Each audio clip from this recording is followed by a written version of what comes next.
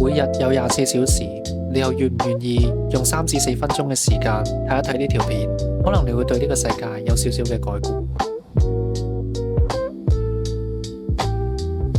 大眾已經俾財經媒體洗晒腦，以為投資就係每一日都對住個報價機炒出炒入，追求嗰種腎上腺素飆升，尋找下一個爆升10倍密碼嘅快感。但我今日就要撕破呢個幻覺，真正能夠喺市場走到最後嘅長線贏家，佢哋嘅投資生活其實係極度乏味，甚至係反人性嘅。如果你係覺得投資好刺激，日日都有多巴胺分泌，你9成9其實只係喺一個股票市場入邊準備被大戶收割嘅韭菜。呼應翻我哋上一條片講過嘅殘酷真相，要做到慢慢變富，其實從來都唔係一個口號，而係一場極度難捱嘅耐力賽。長線投資要慢慢變富，佢嘅本質就好似極端嘅肉體自律。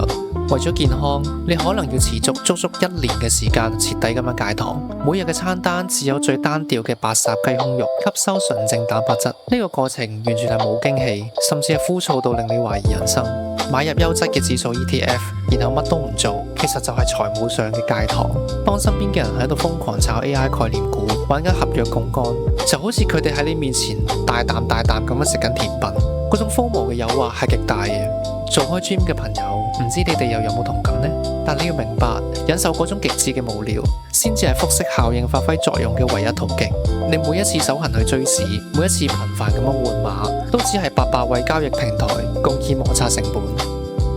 咁點解大眾永遠都做唔到呢種財務無糖嘅紀律呢？因為資本市場本身就係一個龐大嘅垃圾食物工業。華爾街同交易平台最驚嘅就係你買咗優質 ETF 之後就停低，佢哋會不斷咁樣製造流量，去大肆廣播呢啲利好利淡嘅消息，就係為咗引誘你去食股市市場上面嘅有利糖。當你頂唔順沉悶，開始去玩高風險期權，聽消息炒作妖股，你其實已經係透支緊你嘅本金健康。頻繁交易產生嘅手續費、買賣差價同埋高買低賣所造成嘅永久性虧損，就係你財務上嘅慢性病。喺殘酷嘅復盤現實面前，10年後你會發現嗰啲日日喺市場上刀光劍影嘅散戶，最終嘅回報根本連一隻沉悶嘅標普500指數 ETF 都跑唔贏。你追求刺激嘅代價就係主動行入去呢部收割財富嘅絞肉機。